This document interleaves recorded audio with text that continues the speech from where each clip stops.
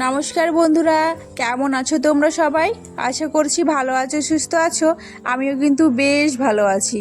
আজ হচ্ছে রবিবার, আর আজকে কিন্তু রবিবারের ব্লগটা তোমাদের সাথে শেয়ার করছি। আর এখন ঘড়ি কাঁটে বাজে হচ্ছে ওই 8:30টার মতো, ওই 9:45 বাজতেই চললো। আজকে কিন্তু মানে 9টা থেকে বলতে পারো শুরু করছি ব্লগটা। কারণটা কি বলো তো, রবিবার বুঝতেই পারছো, রবিবার তো একটু ছুটির দিন, তাই একটু লেট করে উঠেছি গো। আর সত্যি কথা বলতে যত লেট করে উঠি কাজটাও কিন্তু ঠিক লেট করেই হয়। তবুও উঠলাম, ভাবলাম ছুটি একটু রেস্ট নিয়ে নিই। এই দেখো, রেস্ট নিতে গিয়ে আমারই অসুবিধা হয়ে যাচ্ছে। যত তুমি মানে লেট করে কাজ করবে ততই তোমার দেরি হবে, তাই না বলো? তো চলো, সকাল থেকে আজ কি কি করব তোমাদের সাথে সেটা তো অবশ্যই শেয়ার করব।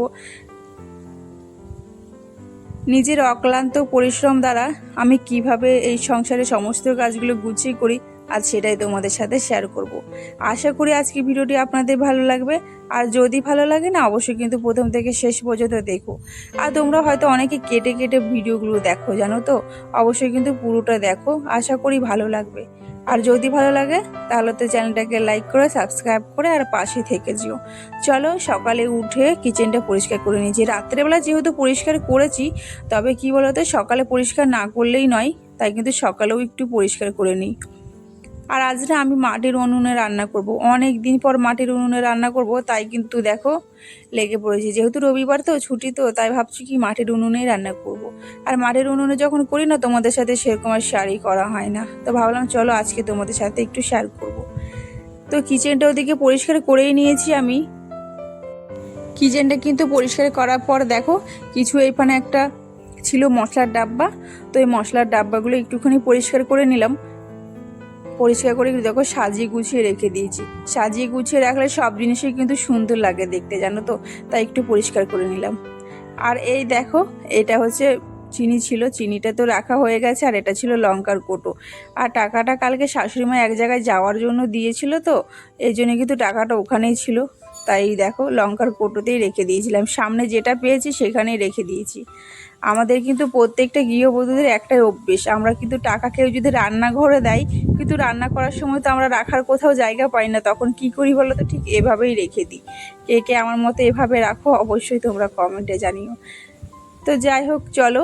আর আজ করব হচ্ছে একটু লুচি লুচি আর করব হলে আলুর চচ্চড়ি। আর সত্যি কথা বলতে, এই যে আলুর চচ্চড়িটা করলাম না, সত্যি দারুণ হয়েছিল খেতে, জানো তো। অনেকদিন পর করলাম আবার আলুর চচ্চড়ি।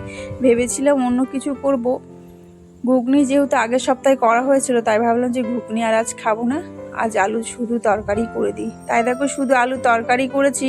আর এদিকে দেখো দুধ ছিল না, দুধ একটু দিতে লেট হয়েছে, তাই বড়মশাই বললো তুমি লাল চাই করে দাও। তাই কিন্তু ওকে লাল চাই করে দিলাম। আর আজ আমি আর চা খাবো না, ওকে শুধু করে দিলাম।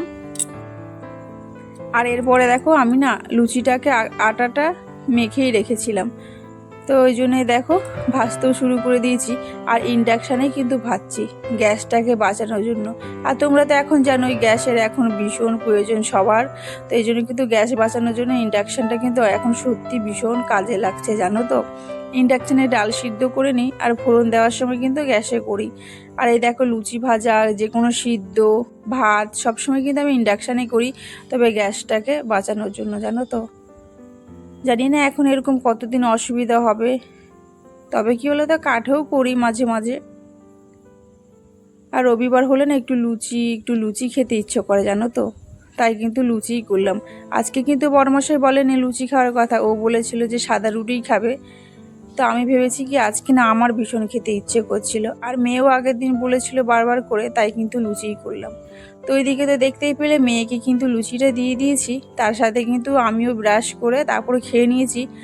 আর ওইদিকে বড়মশাইকেও দিয়ে দিয়েছি। বড়মশাই গেছে হচ্ছে একটু বাজারে, তো তার ফাঁকে কিন্তু মেয়েকে নিয়েই গেছে। তো আমি ভাবলাম চলো আমি শুধু শুধু বসে থাকবো। আমার কিন্তু মশলা কাটাও সমস্ত কিছু কমপ্লিট হয়ে গেছে, কেটে কুটে রেখে এখন দেখো চলে এসেছি ঘরে। ঘরে এসে দেখো বিছানাটা গুছিয়ে নিচ্ছি।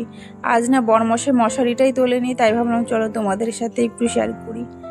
আর আজ ভাবছি কি বিছানা চাদরটা আজকে থাক, কাল আমি চেঞ্জ করে দেবো। কেন বলো তো, বিছানা চাদরটা এটা নিয়ে 3 দিন হবে, তো 2-3 দিনে যদি চেঞ্জ করে দিই তবু নতুনই রয়েছে বিছানা চাদরটা, সেরকম নোংরা হয়নি। তাই ভাবলাম যে আজকে থাক, আজ আর পাল্টালাম না, কালকে একবারে চেঞ্জ করে দেবো। আর সত্যি কথা বলতে এই লাল বিছানার জন্য না সত্যি ভীষণ ভালো লাগছে, জানো তো দেখতে। তো ঘরের বিছানাটা আমি গুছিয়ে নিয়েছি, আর এই ঘরে যে আমার শাশুড়ি মা থাকে ওই ঘরটাও কিন্তু গুছিয়ে নিয়েছি। আজ আর ওই ঘরটা দেখালাম না, কারণ ও ঘরে এত পরিমাণে রোদ ঢুকছে, রোদ ঢোকার কারণে না কিছুই দেখা যাচ্ছে না, আর ক্যামেরাতে ঠিক আসছে না গো, তাই আর তোমাদের সাথে ওই ঘরেরটা শেয়ার করলাম না। আর এখানে দেখো কেমন নোংরা হয়ে গেছে না, ভাবছো তাই তো? এখানে সত্যি নোংরা হয়ে যায়, এটা হচ্ছে 2 দিন হয়েছে আমি পেতেছি। তো তাই দেখো এর অবস্থা একদম নোংরা করে ফেলেছে, যেহেতু বাচ্চা আমাদের বাড়িতে রয়েছে আর ওরা সবসময় কিন্তু এর ওপরে এসে বসে, এর ওপরেই খেলে, এই জন্যই কিন্তু দেখো বেশিরভাগ এটাই নোংরা হয়ে যায়। এটা অন্তত আমি 2 দিন পর পর চেঞ্জ করে দিই। তো যাই হোক, তো চলো এখন ঝটপট করে ঘরগুলো একটু ঝাড় দিয়ে নিই। তো বন্ধুরা, তোমাদেরকে তো আর একটা কথা না বললে না, যারা প্রথমবার কিন্তু এই ভিডিওটা দেখছো তারা কিন্তু অবশ্যই চ্যানেলটাকে লাইক করে সাবস্ক্রাইব করে দিও, আর আমার পাশে থেকো। আর যে দিদি ভাইরা আমাকে কমেন্ট করছো তাদেরকে তো অসংখ্য ধন্যবাদ। অবশ্যই আমি তোমাদের পাশে থাকবো, আর তোমরাও কিন্তু আমার পাশে থেকো। কেউ কিন্তু ছোট থেকে বড় হতে পারে না, তাই না? মানে ধরো ছোট চ্যানেল থেকে কেউ তার বড় হতে পারবে না, তোমরা অবশ্যই ছোট চ্যানেলকে যদি সাপোর্ট করো অবশ্যই তারা বড় হতে পারবে, তাই না বলো? সবাই তো ইউটিউবে কিছু না কিছু করার জন্য এসছে, তাই না? আমি বলো আর যেই বলো না কেন, তাই না? তাই কিন্তু সবাই কিন্তু সবাইকে তার সবার পাশে থাকতে হবে। তো চলো ওদিকে তোমাদের সাথে অনেক গল্প হবে। ঘরটাকে এখন দেখো ঝাড় দিয়ে নিচ্ছি। আর এখন না প্রচণ্ড গরম পড়েছে, জানো তো? আমাদের এদিকে তো দেখো কেমন রোদ উঠে গেছে, রোদ ওঠার কারণে না ভীষণ গরম লাগছে। আমি তো পুরো ঘেমেই গেছি, জানো?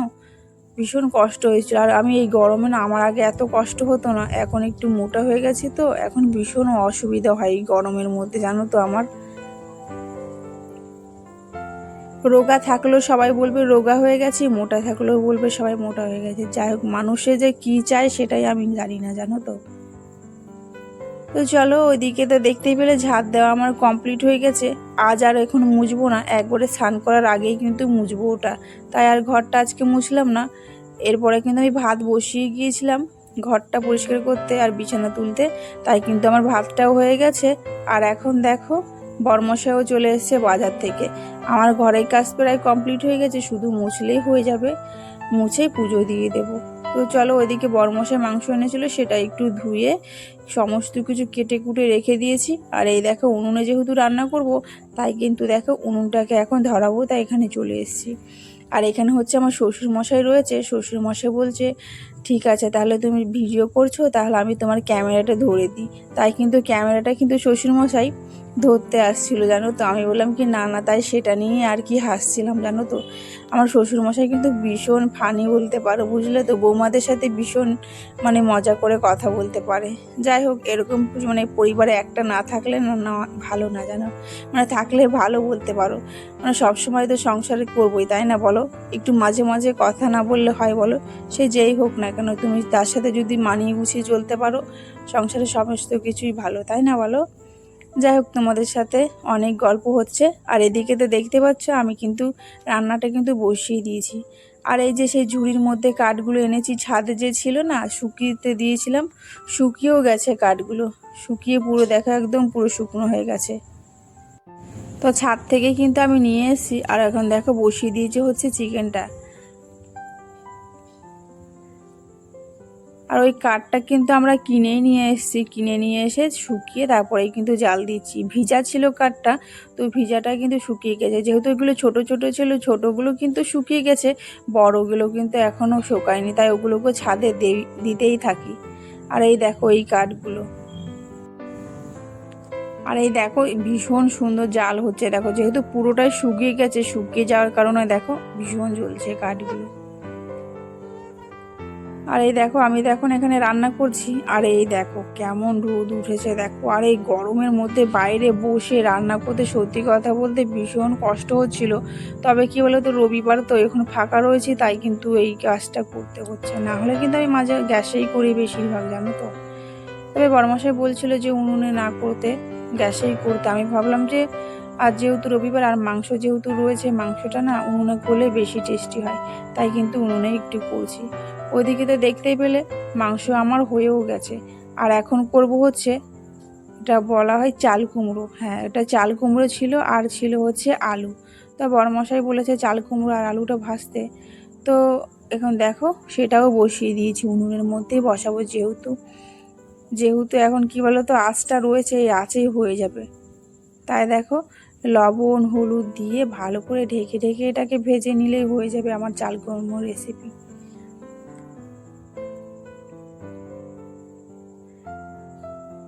আর তোমরা কে কোথা থেকে এই ভিডিওগুলো দেখছো অবশ্যই তোমরা কমেন্টে জানিও। আর দেখো আমার কিন্তু রান্না বান্না প্রায় শেষ।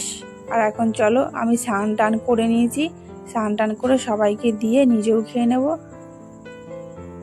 তারপরে এই যে দেখতেই পাচ্ছ সমস্ত কিছু রান্না প্রায় কমপ্লিট। আর এখানে তোমাদের দেখাচ্ছি ডাল ছিল, চিকেন ছিল আর লাউ দিয়ে চাল কুমড়ো ভাজা। তো টাটা সবাইকে।